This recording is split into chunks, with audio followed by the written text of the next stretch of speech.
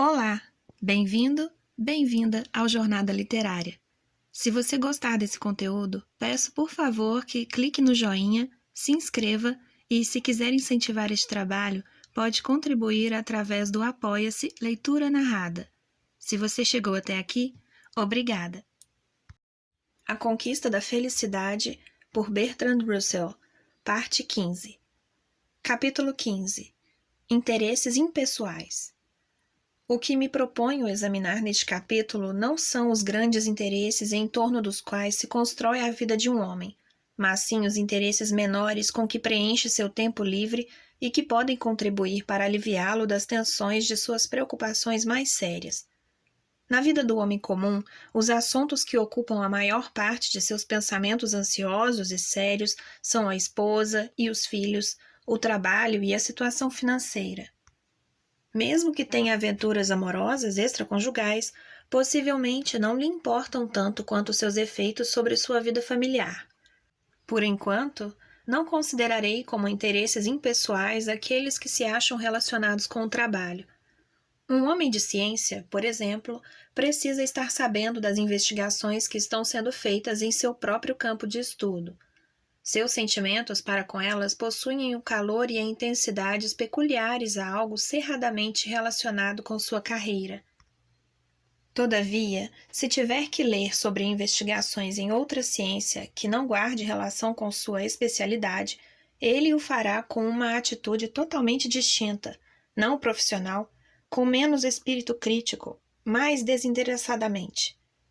Embora não seja por isso que deixe de usar o cérebro para apreender o que é dito, esse tipo de leitura serve para que ele relaxe um pouco, porque não diz respeito aos objetos de sua preocupação maior. Se o livro lhe interessa, seu interesse é impessoal, em um sentido que não pode ser aplicado aos livros que tratam da sua especialidade. Desses interesses, que escapam às atividades principais da vida, é que tenciono falar no capítulo presente. Uma das fontes de infelicidade, fadiga e tensão nervosa é a incapacidade de nos interessarmos por aquilo que não tem importância prática em nossas vidas.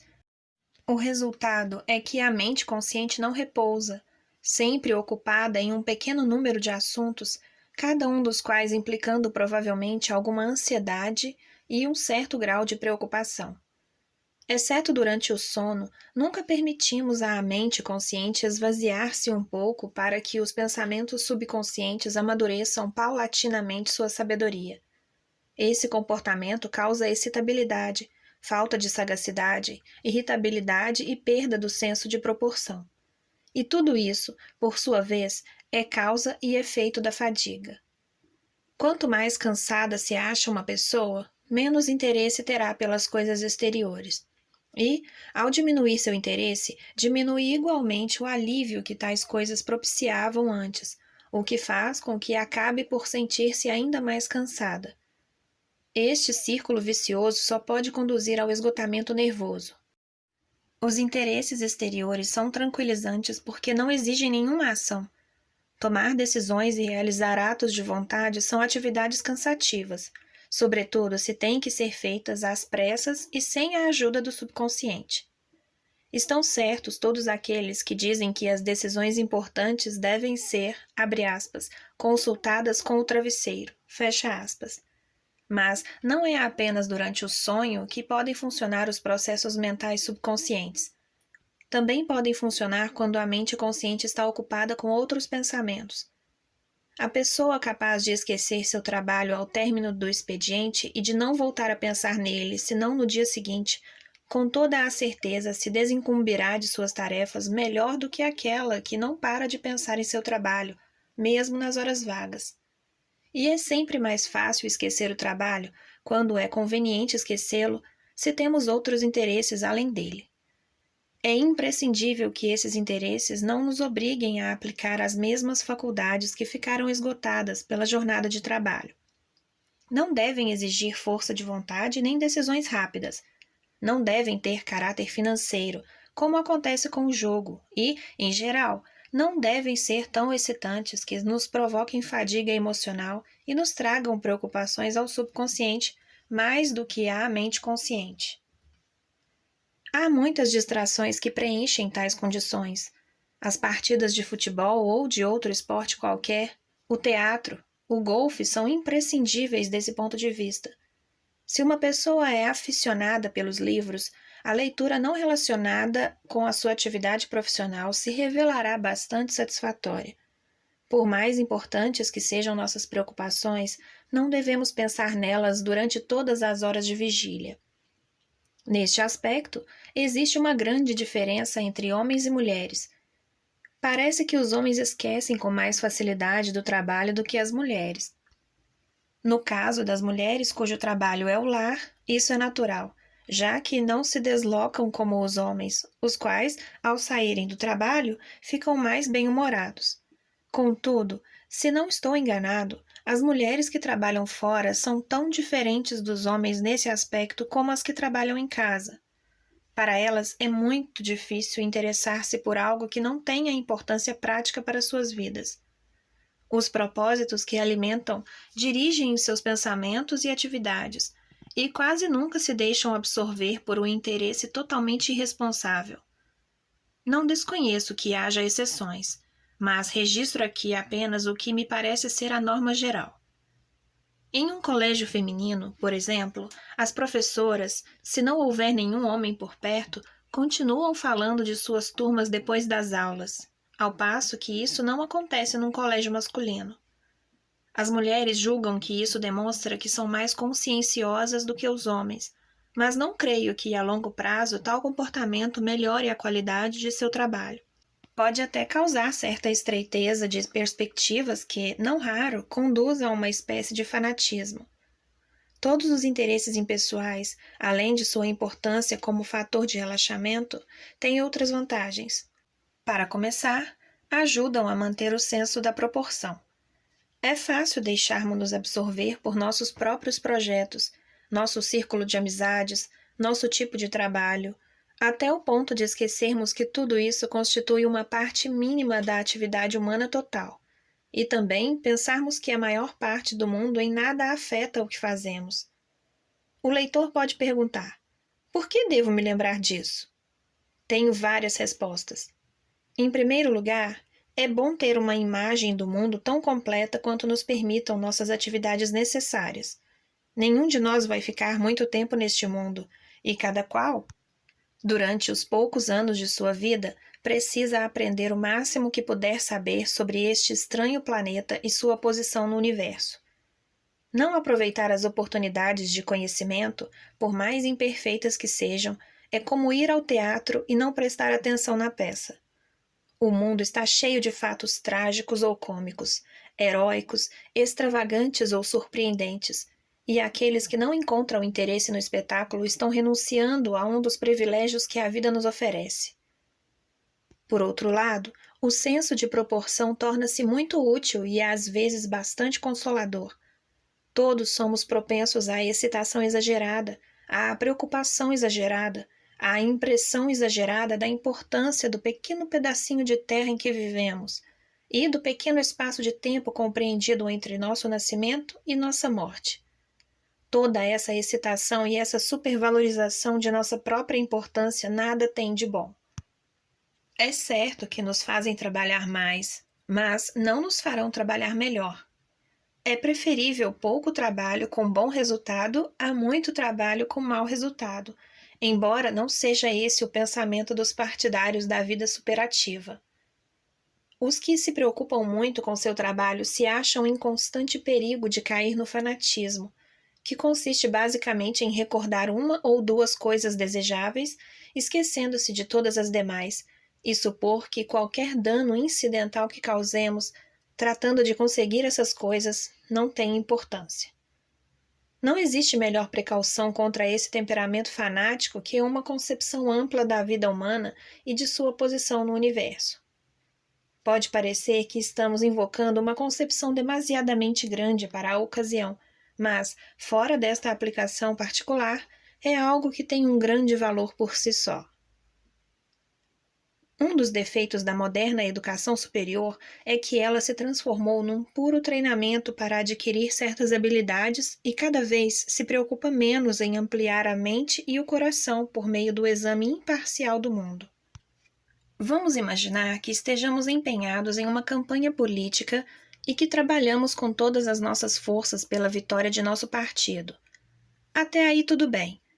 Mas ao longo da campanha pode perfeitamente acontecer que se apresente alguma oportunidade de vitória que implique o uso de métodos calculados para fomentar o ódio, a violência e a desconfiança. Por exemplo, podemos ter a ideia de que a melhor tática para ganhar uma disputa seja insultando uma nação estrangeira. Se nosso alcance mental só abrange o presente, ou se assimilamos a doutrina de que importa apenas o que chamamos de eficiência, adotaremos esses métodos tão equívocos. Pode ser que, graças a eles, consigamos atingir nossos propósitos imediatos, mas a longo prazo as consequências mostram-se desastrosas.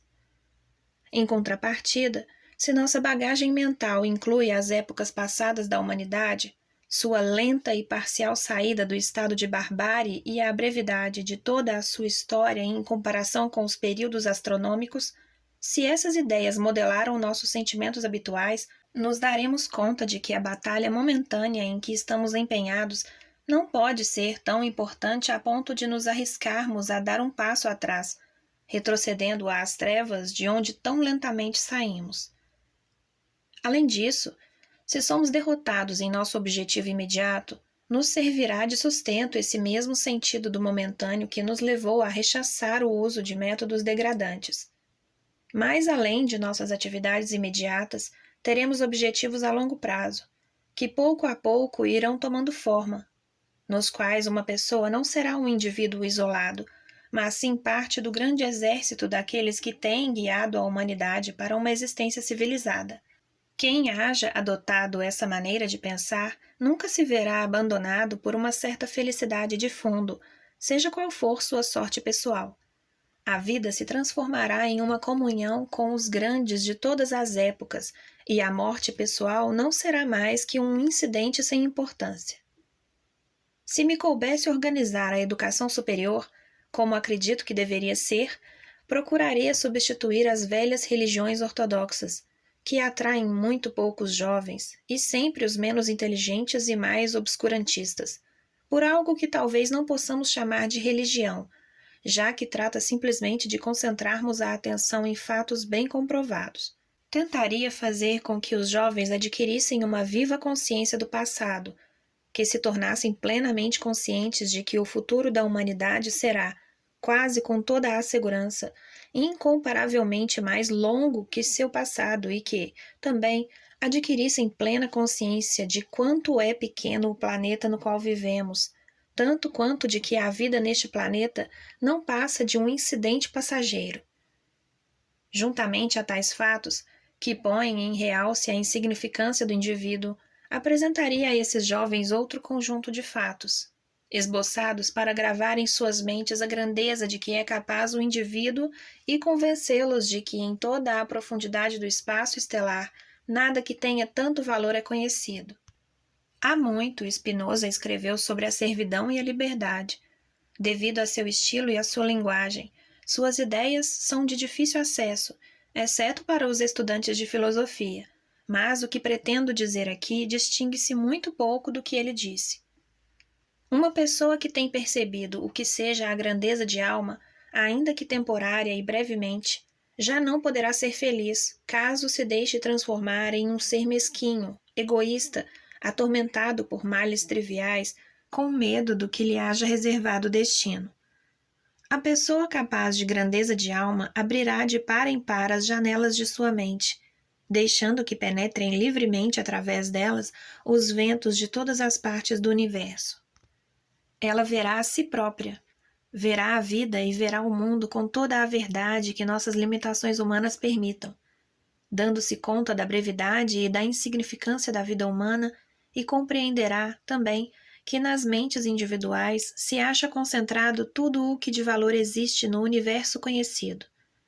Comprovará que o homem, cuja mente espelha o mundo, chega a ser, em certo sentido, tão grande quanto o mundo.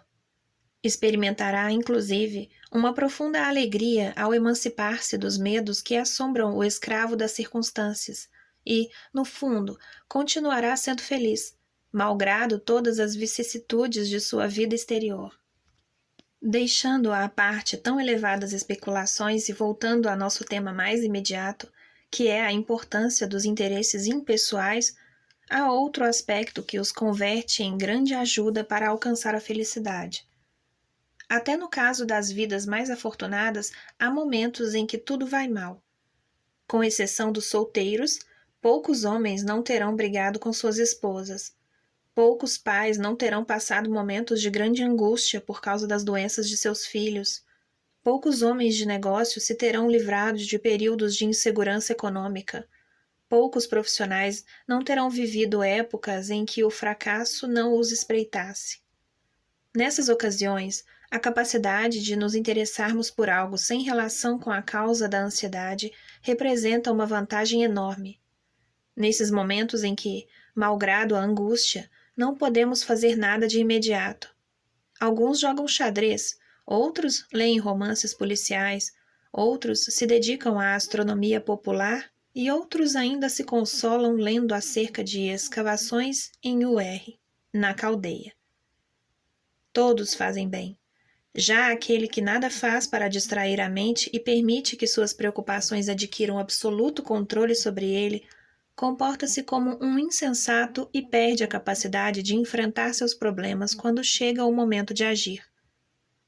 Podemos dizer algo semelhante quanto às desgraças irreparáveis, como, por exemplo, a morte de um ente querido.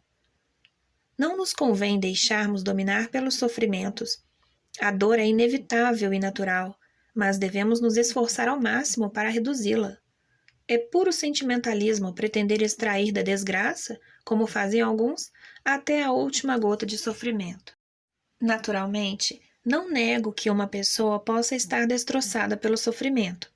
Estou dizendo apenas que devemos fazer todo o possível para sair desse estado e buscar alguma distração, por mais banal que seja, desde que não se trate de algo nocivo ou degradante.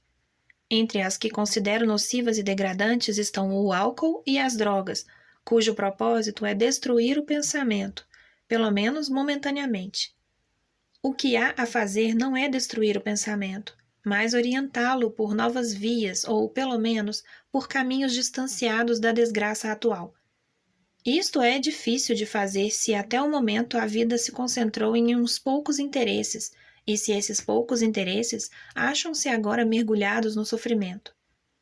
Para suportar bem a desgraça quando esta se apresenta, convém havermos cultivado em tempos mais felizes certa variedade de interesses, para que nossa mente possa encontrar um refúgio inalterado que lhe sugira outras associações e outras emoções diferentes daquelas que tornam tão insuportável o momento presente. Uma pessoa com suficiente vitalidade e entusiasmo superará todas as desgraças, porque, depois de cada golpe, manifestará um interesse pela vida e pelo mundo que não pode ser tão estreitado a ponto de uma perda lhe ser fatal. Deixarmos-nos derrotar por uma perda, ou por várias, inclusive, não é algo digno de admiração como prova de sensibilidade, mas sim algo que devia ser deplorado como uma falha de vitalidade. Todos os nossos entes queridos estão sujeitos à morte, que pode golpear a qualquer momento a quem mais amamos. Portanto, é preciso que não vivamos com essa estreita intensidade que põe todo o sentido e o propósito da vida à mercê de um acidente. Por tudo isso, aquele que aspira à felicidade, sabendo o que faz, procurará adquirir alguns interesses secundários, além dos interesses fundamentais sobre os quais construiu a sua própria vida. Final da leitura da parte 15. Sinta-se à vontade para comentar ou abrir algum debate. Não se esqueça de curtir e, principalmente, de se inscrever. Obrigada por estar aqui. Até a próxima!